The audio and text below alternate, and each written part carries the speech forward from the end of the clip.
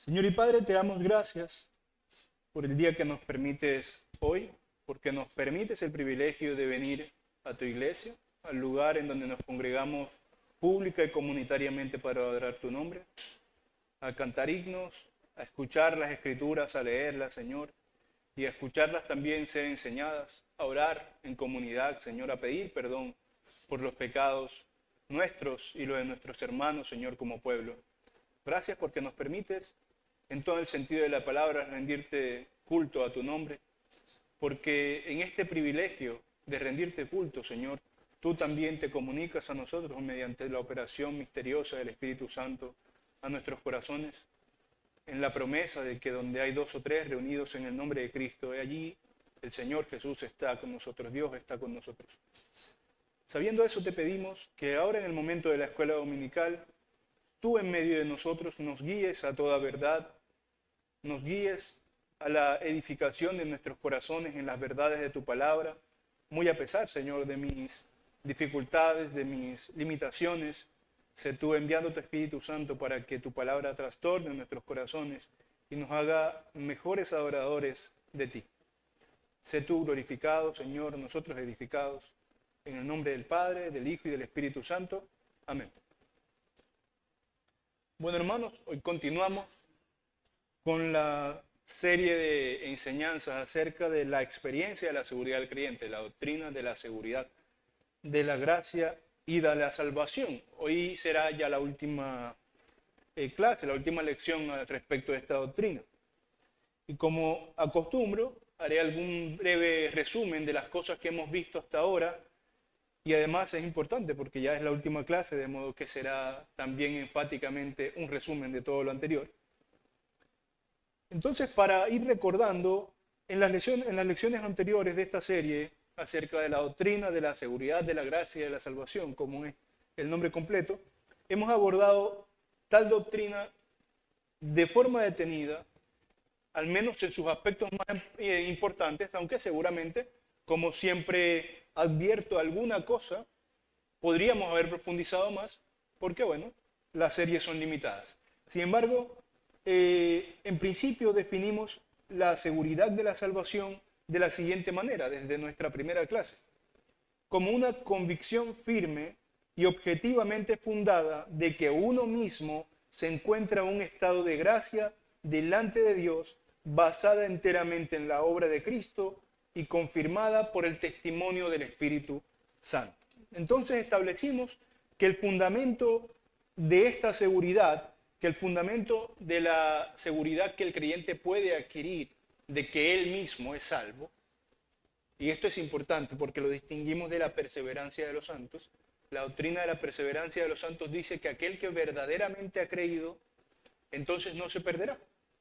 Aquel que verdaderamente ha creído tiene la garantía de que perseverará, de que estará en las manos del Señor hasta el fin de los tiempos. Ahora, esta doctrina tiene una sutil diferencia.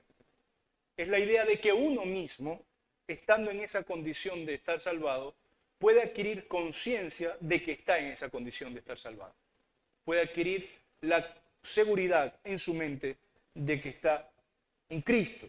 Entonces, en primer lugar, establecimos que ese fundamento, aunque está reflexivamente en nuestras mentes, no es en nuestras mentes, sino que el fundamento de esa seguridad es en Cristo. Esto quiere decir que se entiende a través de la obra de Cristo y lo que la obra de Cristo implica en términos, por ejemplo, del carácter divino, como la fidelidad, en términos de su pacto, como aquello que nosotros entendemos como el pacto eterno, el pacto de redención, en términos de la obra específica que fue el sacrificio, su obediencia perfecta, pasiva y activa, etcétera. O sea, todo lo que implica con respecto de lo que Cristo hizo para que el ser humano tuviera la posibilidad de ser salvado, eso es el fundamento de esta seguridad inamovible. Es decir, está fuera de nosotros mismos. Dijimos, no es subjetiva, sino objetiva. Su fundamento. Por lo tanto, no se trata en esta primera instancia de una seguridad meramente psicológica, sino del estado que uno tiene dentro del pacto. o el estado que uno tiene por la promesa, como queramos verlo. El estado definitivamente que el hijo, que el creyente tiene frente a Dios. Y ese, como dijimos y como hemos tenido claro de aquella otra doctrina, la perseverancia de los santos, ese estado nunca cambia. El creyente, el verdadero creyente, frente a Dios es su hijo, siempre. Entonces, en ese sentido, no varía esa seguridad. En otro sentido, sí, en el sentido de cómo yo me siento. Eso ya lo hemos observado en varias clases. Pero por cuanto a esto anterior, es decir, que todo depende de Dios y no de nosotros, afirmamos, en segundo lugar, que esta seguridad no es meramente probable ni conjetural, utilizando las palabras de la confesión, sino que es una certeza infalible de la fe. Es decir, es una cosa que está contenida en la cosa que creemos. La fe en la que hemos creído supone entender y afirmar esto, que la seguridad que tenemos en Cristo es inamovible. Es una certeza, por lo tanto, racional, que no descansa ni en la intensidad de nuestras emociones, ni en la estabilidad de nuestra obediencia, que ambas cosas, sabemos, pueden variar, más de lo que quisiéramos. Tanto el dominio que yo tengo sobre mí, como qué tan santo, moralmente hablando, me presento delante de Dios, son cosas que varían. Entonces, no se puede basar en eso, porque si verdaderamente es segura, no ha de basarse en algo que no es seguro, que es en nuestro propio carácter, sino que se basa en que esa promesa, esa fe que tenemos, contiene dentro de sí esa realidad que afirmamos, que estamos seguros en Cristo. Por lo tanto, es racional, se sustenta en su obra. Y en la tercera lección examinamos los medios ordinarios por los cuales esta seguridad es fortalecida, digamos. Obtenida en parte, pero también fortalecida. ¿Cómo podemos adquirir de Dios esa seguridad? Porque decimos que tiene que ver con la operación del Espíritu Santo, que nos ayuda a sentirnos de modo tal que nos reconozcamos seguros, que nos reconozcamos en Dios, que nos reconozcamos salvados. Pero, ¿cómo opera el Espíritu Santo para que esto suceda? Nosotros dijimos que es mediante estos medios llamados ordinarios. Mientras que el Espíritu en sí mismo tiene una operación extraordinaria, esta usa como medios elementos ordinarios. Que algunos de los que mencionamos fueron la palabra, o sea, la escritura, entiéndase por esto la lectura de la palabra, la escucha de la palabra, es decir, exponernos a la predicación.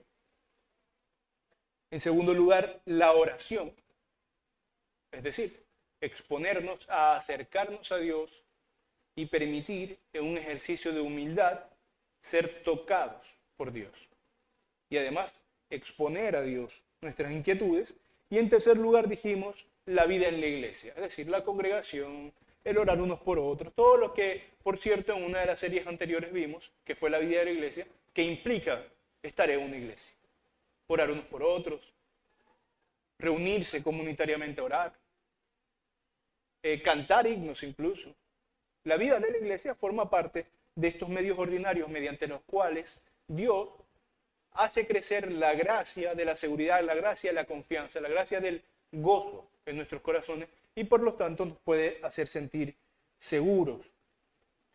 Y esto muestra cómo el desarrollo de esta seguridad no depende, entonces, aunque hablemos de qué es la operación del Espíritu Santo, no depende de elementos extraordinarios, de ver luces que descienden del cielo o tener sueños o cualquiera de esas cosas.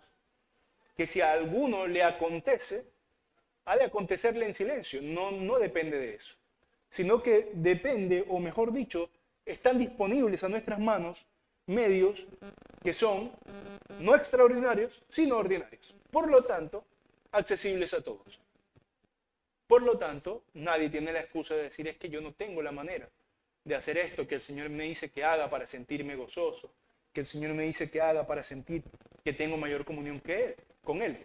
Es decir, todos tienen acceso a orar, a congregarse, a leer las Escrituras, a cantar himnos a su nombre.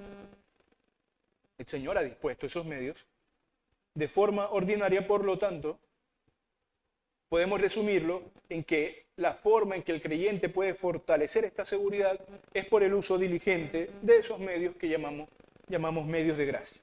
Y en último lugar, en la última clase, se abordó específicamente un aspecto que ya a lo largo de la serie mencionamos, pero con más detalle se abordó en esa clase, que viene de que, dado que nosotros hemos enfatizado muchas veces que hay, por un lado, seguridad falsa, es decir, los que creen que están seguros, pero no lo están porque no han creído verdaderamente, y solo el que ha creído verdaderamente está seguro en Cristo. Pero también hay seguridad ausente en verdaderos hijos, o sea, hijos que no se sienten seguros, pero que sí han creído y por la causa de la fidelidad inmutable de Dios realmente están seguros. Entonces, teniendo estos dos problemas, la exposición pasada abordó un asunto intermedio, el cómo el creyente sí puede pasar por momentos de no estar seguro, pero una vez llega a estar seguro, ese estado no tiene por qué ser permanente. Algunas veces un creyente que inicialmente estaba completamente seguro y gozoso por su salvación puede perder ese gozo y esa seguridad. No que pierda la salvación delante del Señor, sino que pierde el gozo de esta salvación. Varias veces le mencioné el famoso pasaje del Salmo del rey David, que decía al Señor: no quites de mí el gozo de tu salvación. No quites de mí, para traducirlo, el poder disfrutar del estado en el que estoy, del estado de hijo, del estado de heredero, el estado de adopción en el que estoy. Yo estoy en ese estado, pero podría a veces no disfrutarlo, a pesar de que racionalmente lo entiendo. Entonces, de eso se trató la última clase, el cómo algunos creyentes tienen colinas, montañas, puntos altos en su seguridad y en otros momentos caídas, valles en su seguridad. Cómo a veces menguan en su estado. Y esto puede ser por muchas causas. A veces crecen porque, bueno, hacen el ejercicio diligente de los medios de gracia, pero a veces caen por pecado, por cansancio o por cualquier otra cosa que pueda afectar, como dijimos, no el estado del creyente delante de Dios, pero sí su experiencia con respecto de este estado, es decir, su gozo con respecto de la salvación que tiene. Y esta, la de hoy, es la última lección de la serie, así que ya habiendo hablado de estos asuntos, del fundamento, de la experiencia, de los medios y de los cambios que un creyente puede tener en su seguridad, entonces en esta lección nos enfocaremos en afirmar, aportar brevemente algunas conclusiones respecto a la doctrina en general, que nos pues deje algún tipo de aprendizaje de todo el aprendizaje que hemos tenido, pero algún tipo de aprendizaje práctico o una síntesis práctica de todo lo que hemos visto. Particularmente, hoy nos dedicaremos a examinar y establecer con cuidado las ideas, por un lado, que afirmamos en la doctrina y por otro lado, ideas que negamos con esta doctrina o límites, como les llamaré, que nos sirven para evitar lo que no es apropiado en la enseñanza de las Escrituras, para evitar afirmar lo que la Biblia no afirma. Porque toda doctrina, sabemos, debe ser cuidada, debe ser bien delimitada. Todas las doctrinas que nosotros estudiamos y consideramos importantes, como probablemente cualquier idea verdadera, si no es cuidadosamente observada, pues tiende a tener o excesos o defectos, tiende a deformarse. Y ese es el objetivo de esta última lección, tratar de evitar cualquier exceso o defecto que podamos guardar en nuestros corazones con respecto de lo que debemos creer de esta doctrina de la seguridad, de la gracia y de la salvación. Un buen ejemplo para tener claro por qué esto es importante, disculpen,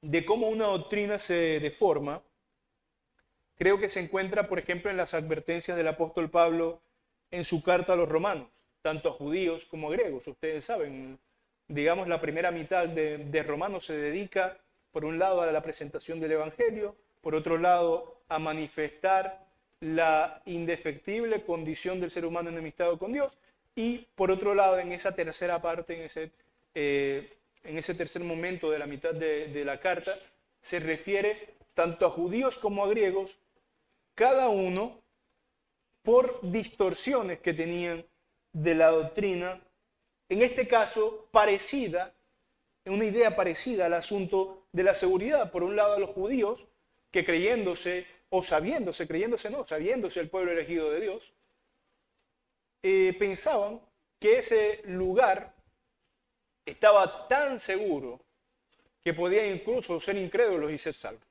Algo así, esa era la corrupción mental del judío. Finalmente el judío, fuera de la exageración, el judío parecía confiar más en su linaje que propiamente en Dios, que propiamente en la gracia. Porque en el judaísmo, a pesar de que estaba el pacto de obra y todo eso, el judaísmo, sabemos, eran salvados también por gracia. Pero ellos no entendían esto. Por otro lado, también a los griegos, Pablo les advierte, en realidad a los gentiles, quiere decir a cualquiera que no sea judío, les advierte. No piensen entonces que porque estos fueron momentáneamente desechados y ustedes injertados, entonces ahora son superiores de los que fueron desechados. Aquellos que fueron desechados pueden ser otra vez reinjertados, les dice Pablo. Entonces ambos estaban tan seguros de su posición delante de Dios que eran presuntuosos, que terminaban anulando la gracia de Dios. Y eso es un ejemplo claro de cómo una doctrina, si no es cuidadosamente delimitada, puede ser mal entendida, deformada y degenerar en pecado. Ahora, también puede degenerar no solamente en presunción, como en este caso, sino en legalismo. Porque ya hemos asociado otras veces la seguridad de la salvación y la perseverancia de los santos a la santidad. Hemos dicho que de alguna manera van de la mano. Y al hacer eso, a la santidad moral, quiero decir, no a la santidad posicional. Y al hacer eso, algunos podrían pensar y desordenar las ideas, pensar que la santidad es la causa de esta seguridad y de esta perseverancia, en lugar de pensar que la santidad moral, es decir, la conducta piadosa, la conducta santa, es un efecto deseable de esta seguridad y de esta santidad. No las causas, sino que más bien nos capacita para producirla.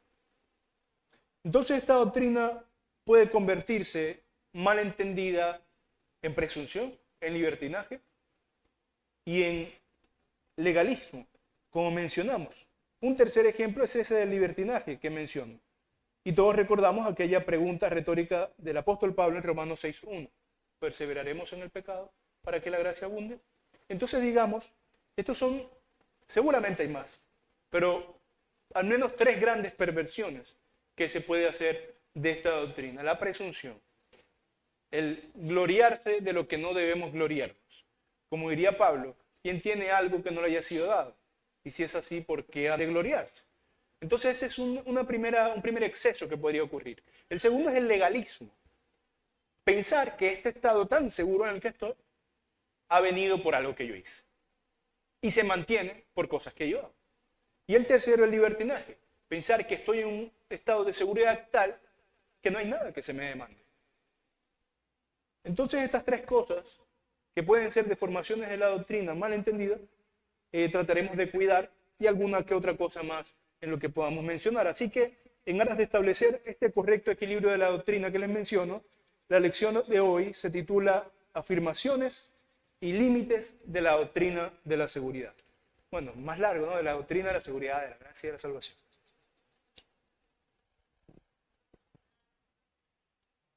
Comenzaré, por supuesto, por las afirmaciones. La primera afirmación es que la seguridad verdadera es posible en esta vida. Esta es una de las primeras afirmaciones también que hace la confesión. Porque alguno podrá pensar, y no pocos, cristianos, quiero decir, que el solo sostener que yo estoy seguro y sentirme seguro en Cristo y no permitir que nadie dude de mi salvación. Yo no lo hago, yo no permito que nadie dude de mi salvación, a mí no me importa lo que alguien pueda decir, yo soy salvo. El estar seguro para algunos cristianos puede ser presunción. Y en realidad, entonces no han confiado, no han entendido bien en esa seguridad o esa seguridad que nos da el Señor. Esta primera idea nos ayuda a entender que la seguridad, el sabernos seguro, no es arrogancia, es un don, más bien, es un don al cual además podemos acceder por la promesa de Dios. Decimos que es posible en esta vida. Y esa idea de que podría ser presunción en realidad surge de una simple y falsa humildad, que por un lado llega a ser cierta presunción, porque en este caso se glorían de alguna forma de su prudencia, se glorían de su supuesta duda cuidadosa, es que bueno, finalmente solo Dios sabe quién es salvo. En cierto sentido sí, con respecto de los demás, pero si nosotros sabemos que el Señor nos ha dicho que podemos saber, entonces, ¿por qué hemos de dudarlo? No se considera, o no debemos considerar el comportarnos de esa manera como una muestra de espiritualidad, porque es como una manera de pensar que es virtuoso estar siempre en duda, en suspenso, en castigo, autocastigo, autoflagelación, como si esa incertidumbre de alguna manera honrara a Dios. O sea, el saber, el decirle a Dios, bueno, Dios, yo no sé nada, nos hace sentir como el publicano de la parábola. Y pareciera que más santo. De alguna forma, el método de personas así para sentirse seguros es sentirse inseguros. Dudando siempre se sienten más santos. Claro, esto seguramente sucede más en ciertas corrientes doctrinales que en otras. Sucede más probablemente en corrientes doctrinales que sostienen la pérdida de la salvación. Y no en corrientes como las nuestras, que nosotros no creemos que la salvación se pueda perder. Sin embargo, este problema de la falsa humildad, de la inseguridad, de la duda, puede estar presente en cualquiera de nosotros, y por eso esta primera afirmación es importante. Realmente es posible adquirir la seguridad de la salvación en esta vida. Es posible dejar el desasosiego a un lado. El Señor nos dice, en el mundo tendréis aflicción, pero confiad, yo he vencido al mundo. De alguna manera el Señor nos advierte, no solo en esa ocasión, sino en muchas otras ocasiones, que muy a pesar de cualquier evento externo que nos turbe, que nos mueva de nuestro fundamento, que nos haga dudar, muy a pesar de eso, hay alguna forma en la cual nosotros podemos estar en paz en medio de eso. Y si se refiere con esto a cosas externas, cuánto no más se va a referir a la obra interna que opera en nosotros mediante el Espíritu Santo para salvarnos. Ahora, si lo razonamos con cuidado, este tipo de conductas puede evidenciar un corazón inquieto, no necesariamente de esta falsa humildad que digo, sino también personas que tienen este corazón inquieto, desasosegado, que no les permite descansar y sentirse en paz. Finalmente, el no entender, el no creer que pueden adquirir esta seguridad, les hace daño.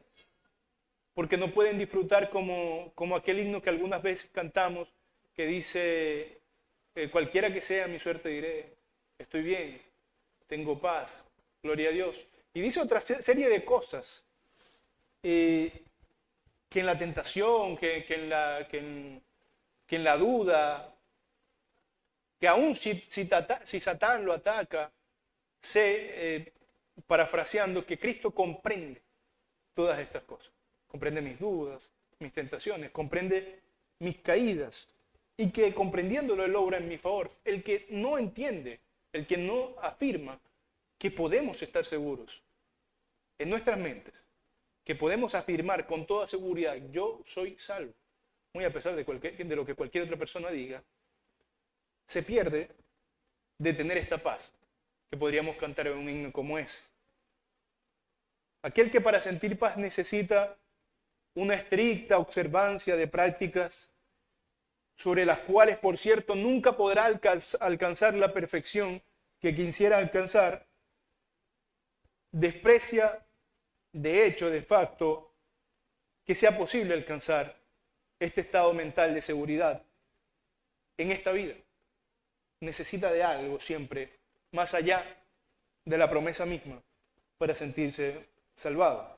Pero como leímos en anteriores clases, el apóstol Juan, escribe incluso con anticipación a los que son así, estas palabras para todos aquellos que dudan incluso de poder estar seguros. Él dice en la primera carta de Juan 5:13, estas cosas os he escrito a vosotros que creéis en el nombre del Hijo de Dios, para que sepáis que tenéis vida eterna y para que creáis en el nombre del Hijo de Dios. Y ya lo señalamos la primera vez que leí esto en la clase antepasada, si no recuerdo mal, que resulta llamativo que el apóstol diga esta frase tan rara, tan aparentemente redundante, algo como: le he escrito a ustedes que ya creen, para que crean. ¿Cómo así? Pero si ya creen. Fíjense, a vosotros que creéis en el nombre del Hijo de Dios, para que sepáis que tenéis vida eterna y para que creáis en el nombre del Hijo de Dios. Bueno, este hombre es el que llama al Señor Jesús el verbo, el logos, el conocimiento, la verdad. No, por otro lado, lo llama la confusión, la ignorancia, la duda, la oscuridad. La intención del apóstol no era producir, y la nuestra tampoco debe ser, producir una fe temblorosa, una fe que tema todo el tiempo acerca de cuál ha de ser su destino. Tampoco una fe presuntuosa, como dijimos, sino una fe simple, que confía que incluso más allá de mis percepciones, el Señor me tiene seguro. Es decir, de esta forma tan curiosa de hablar, para que creyendo creen. Tú has creído esta obra, tú eres salvo. ¿Te das cuenta? Eso es lo que dice el apóstol Juan. No está dudando en algún momento de la fe de los quienes reciben la carta, sino mira, te lo escribo para que te des cuenta del estado en el que estás, para que no dudes, para que lo entiendas. Y Pablo dice, por otro lado, lo siguiente, en la segunda carta a Timoteo, capítulo 1, verso 12. Por lo cual asimismo padezco esto, pero no me avergüenzo, porque yo sé a quién he creído y estoy seguro que es poderoso para guardar mi depósito para aquel día. Y Jesús en Lucas 12:32 nos dice, no temáis, manada pequeña, porque a vuestro Padre le ha placido daros el reino. Simplemente son menciones anecdóticas que quiero hacer para señalar la idea de que no solo es razonable pensar que podemos alcanzar la seguridad de nuestra salvación en nuestras mentes en esta vida, sino que además es algo a lo que nos induce la propia Escritura. Nos invita a estar seguros, para que creyendo creamos, para que creyendo nos demos cuenta de que tenemos vida eterna. Y nos demos cuenta de que esa vida eterna, de que ese estado debería producir en nosotros esto que llamamos seguridad de la gracia y de la salvación. Como dice Pablo en otra de las afirmaciones acerca de esta seguridad en otro lugar, que él está seguro que ni lo alto, ni lo profundo, ni los poderes, ni nada puede separarlo del amor de Cristo. Entonces esta certeza que enseñamos no es excéntrica, no es algo místico, sino una conclusión racional del Evangelio que hemos creído. Es lo que el Evangelio que hemos creído nos enseña y nos invita a creer. Ahora bien, esta seguridad no nace de los sentimientos, sino de la promesa. Por lo tanto, puede suceder eso que hemos dicho. Estar seguros, pero sentirnos inseguros. Y por lo tanto, tenemos la segunda afirmación. La seguridad descansa exclusivamente en Cristo. Pablo en Romanos 8:1 dice, ahora pues, ninguna condenación hay para los que están en Cristo Jesús. Y el autor de Hebreos dice en el capítulo 10, verso 14, porque con una sola ofrenda hizo perfectos para siempre a los santificados. Entonces esta segunda afirmación nos informa de la fuente de nuestra paz, de la paz del creyente y de la posibilidad de nuestra seguridad, pero también nos ayuda a evitar uno de los peligros que mencionamos al principio, confundir el efecto deseable, la santidad moral, la conducta piadosa, con la causa, que es la seguridad, que es pues la salvación que Dios nos ha dado. Entonces, estos dos textos bíblicos me parecen que al respecto nos ayudan a saber que esta seguridad descansa por fuera de nosotros. Por un lado sí es posible, pero por otro lado, aun cuando esté ausente, es verdadera. Esta es una segunda afirmación que resume todo lo que hemos estudiado acerca de la lección. Y probablemente el texto más poderoso acerca de esto sea el famoso Juan 3:16. Porque de tal manera amó Dios al mundo que ha dado a su Hijo unigénito para que todo aquel que en él cree no se pierda, mas tenga vida eterna, en donde se nos enfatiza, no solo aquí y en muchas otras partes, pero este es emblemático, cómo la salvación del creyente se da por aquello que acabo de mencionar, por ser creyente, y no por nada que pueda hacer. No hace nada, no hace falta nada más que solo creer. De modo que nadie puede decir que no puede alcanzar esta promesa, que no puede alcanzar esta seguridad. El Señor la ha dado allí para que todos la alcancemos. Aún el creyente que se sienta turbado y se sienta dudoso, como podemos ver creyentes en las Escrituras que se sentían dudosos, aún ese creyente permanece en Cristo. ¿Recuerdan lo que le dijo el Señor Jesús al mismo Pedro, ¿no? El Satanás os ha pedido para zarandearlo. Pero yo he pedido al Padre para que los guarde, para que no falte su fe.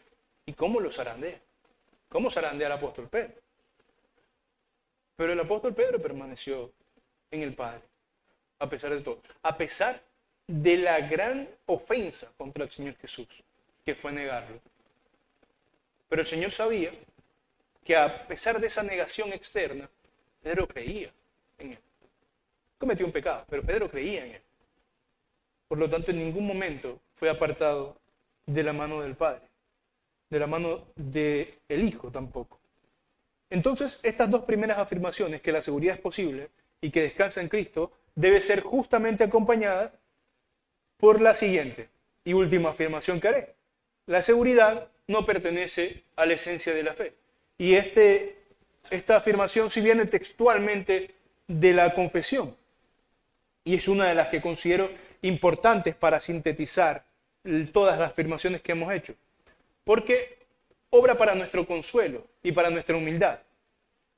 Porque cuando tenemos en mente esto, que la seguridad no tiene que ver con la esencia de la fe, estamos advertidos de las posibles fluctuaciones de nuestra seguridad. Porque nuestro estado de ánimo cambia y a veces nos podemos en la vida cristiana sentir menos seguros que otras veces, por las decepciones, depresiones, caídas, tristezas. Cualquier cosa que me haga sentir a mí como se sentía David, ¿no? Que me haga sentir a mí abandonado por Dios. Pero aún en medio de las adversidades, yo sé que el sentirme inseguro no es un síntoma de que no he creído en Cristo. Si eso es lo mejor que puedo decir, lo máximo que puedo decir acerca de esto. Si estás convencido de la verdad del Evangelio, si estás convencido de que has creído en Cristo, eres salvo. Esto es más o menos lo que trata de decir esta idea de que no pertenece a la esencia de la fe. Tú puedes pasar por muchas cosas desde un punto de vista afectivo, psicológico, pero si estás convencido de la obra de Cristo, eres salvo, sin ninguna duda. Ahora nos enfocaremos con mayor brevedad a los límites o a las negaciones que son necesarias en cuanto a la doctrina de la seguridad. La primera negación es que la seguridad sea una licencia para pecar. Lo negamos. Es el primer límite que establecemos. Sin embargo, es necesario establecerlo porque supone la predicación de la gracia inevitablemente que algunos crean que esto es así, que algunos crean que es una licencia para pecar. En su libro expositivo acerca de Romanos 6, que se llama El Nuevo Hombre en español, de New Man, de Martin Lloyd Jones, él dice algo como esto. No traje la cita exacta, pero Eso está en la exposición, en capítulo 1 del libro. Él dice algo como que si en tu predicación o por tu predicación, cuando te escuchan predicar acerca de la gracia, no hay algunos que la malinterpreten y entiendan que tú estás predicando libertinaje, entonces no has predicado la gracia bien. Porque la gracia y la justificación por la sola fe, bien predicada, es tan disruptiva, tan revolucionaria con respecto de la idea del hombre acerca de ser salvo, que inevitablemente para algunos corresponderá a malinterpretarla y pensar lo que pensaron cuando Pablo lo predicó. ¿Qué pues diremos? Perseveraremos en el pecado para que la gracia abunde. Es un buen síntoma que tú prediques de la gracia de forma tal que piensen que tú das licencia para pecar. Claro, esto, como especifiqué, surge de una mala interpretación de la gracia, pero es una mala interpretación recurrente, dado el alcance de la gracia. Porque la gracia es tal que se dicen cosas como donde abundó el pecado, sobreabundó la gracia.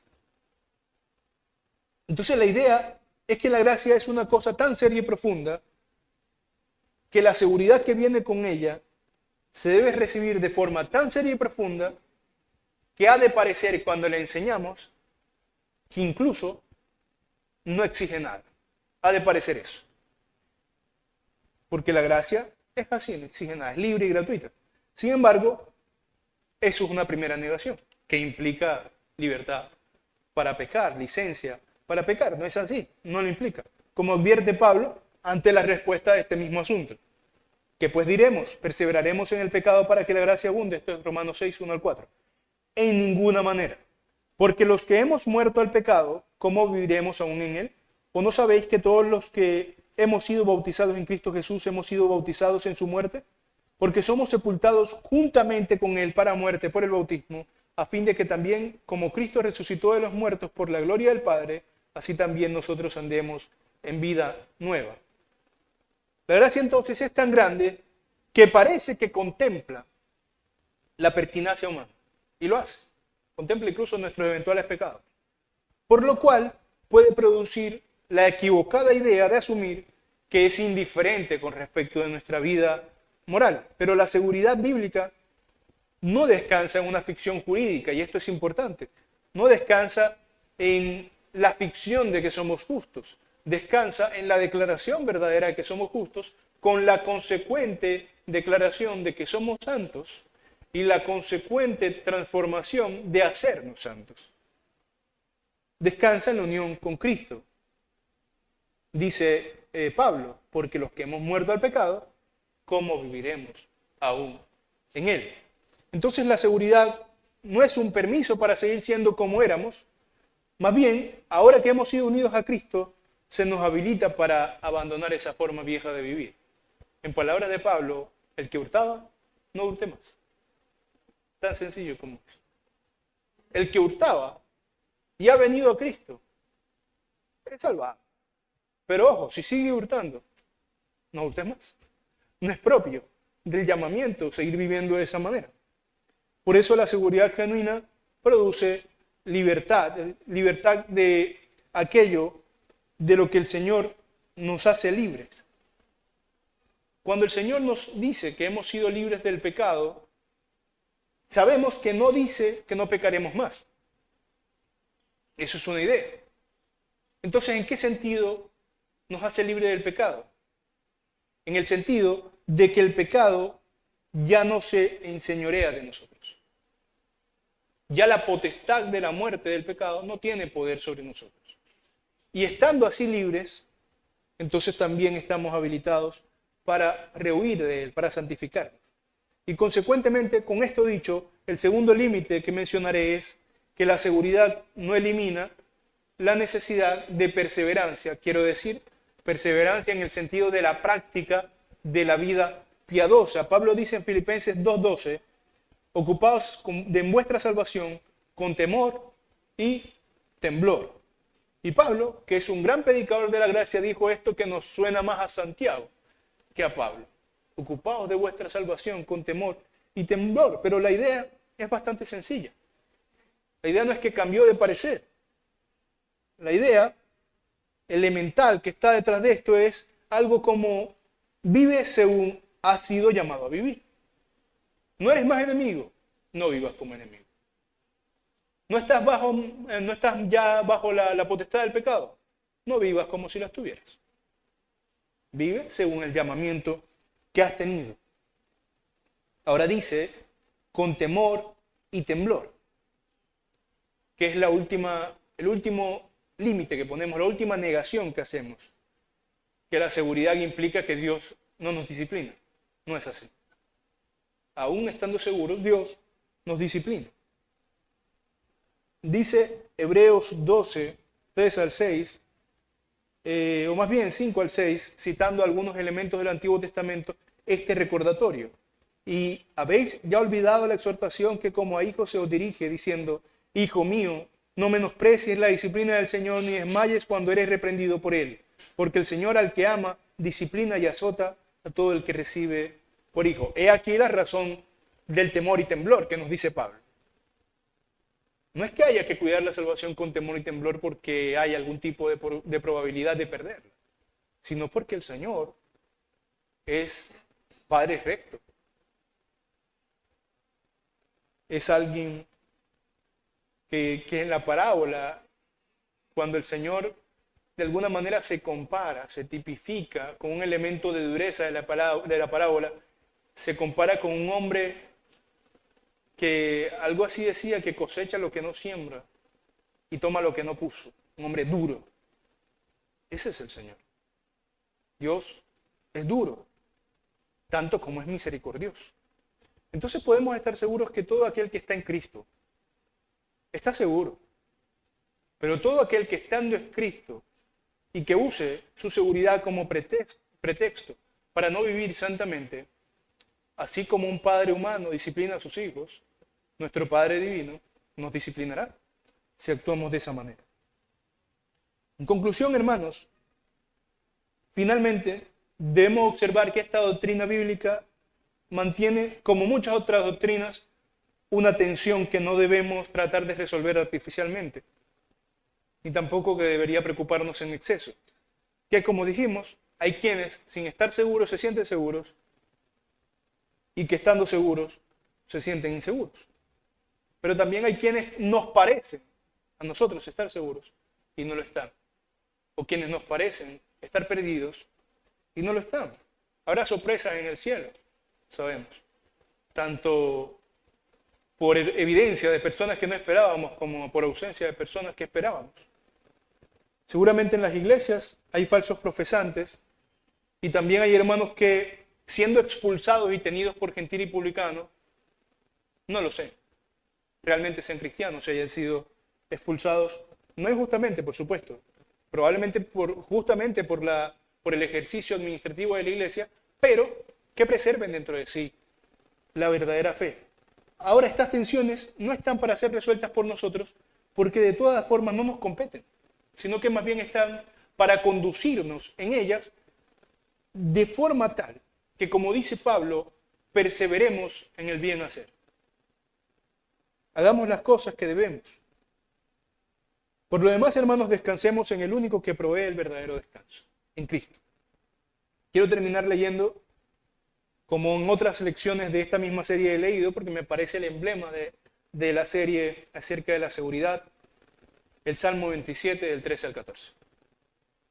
Hubiera yo desmayado si no creyese que veré la bondad de Jehová en la tierra de los vivientes. Aguarda a Jehová, esfuérzate y aliéntese tu corazón. Sí, espera a Jehová. Amén. Oremos, hermanos. Señor y Padre Celestial, te damos gracias porque en ti estamos seguros. Porque confiamos en la promesa de que nadie nos arrebatará de tu mano. Porque confiamos en la promesa de que ni lo profundo, ni lo alto, ni las potestades pueden separarnos del amor de Cristo. Te pedimos, Señor, también que nos ayudes a vivir en consecuencia de esta realidad de salvación que nos has dado. Que nos ayudes a que una vez habiendo buscado a Cristo como nuestro Salvador, lo reconozcamos como Maestro también. Es decir, nos hagamos discípulos. nos hagamos seguidores, que no seamos siempre como niños que beben leche, sino comida sólida, que no perdamos la práctica de la santidad. No ninguna de estas cosas como algo que nos eleva hacia ti, como si ya Cristo no nos hubiera elevado suficientemente, sino como algo que es digno del llamamiento que hemos recibido. Ayúdanos a ser santos, Señor. Ayúdanos a santificarnos cada día y ayúdanos a sentir la seguridad en nuestros corazones de que hemos sido salvados, para tener paz y consuelo, para tener gozo. Te damos gracias por tus palabras a través de las Escrituras, Señor, que tenemos la oportunidad de estudiar. Gracias porque sé que a pesar de mi imperfección, la operación mística del Espíritu Santo puede usar mis palabras débiles para tocar nuestros corazones, incluyéndome. Gracias, Señor, por esta, tu palabra. Edifícanos y sé tú glorificado en nuestro pobre culto, Señor, en lo poco que podamos darte, sabiendo que es de corazón sincero. En el nombre del Padre, del Hijo y del Espíritu Santo. Amén.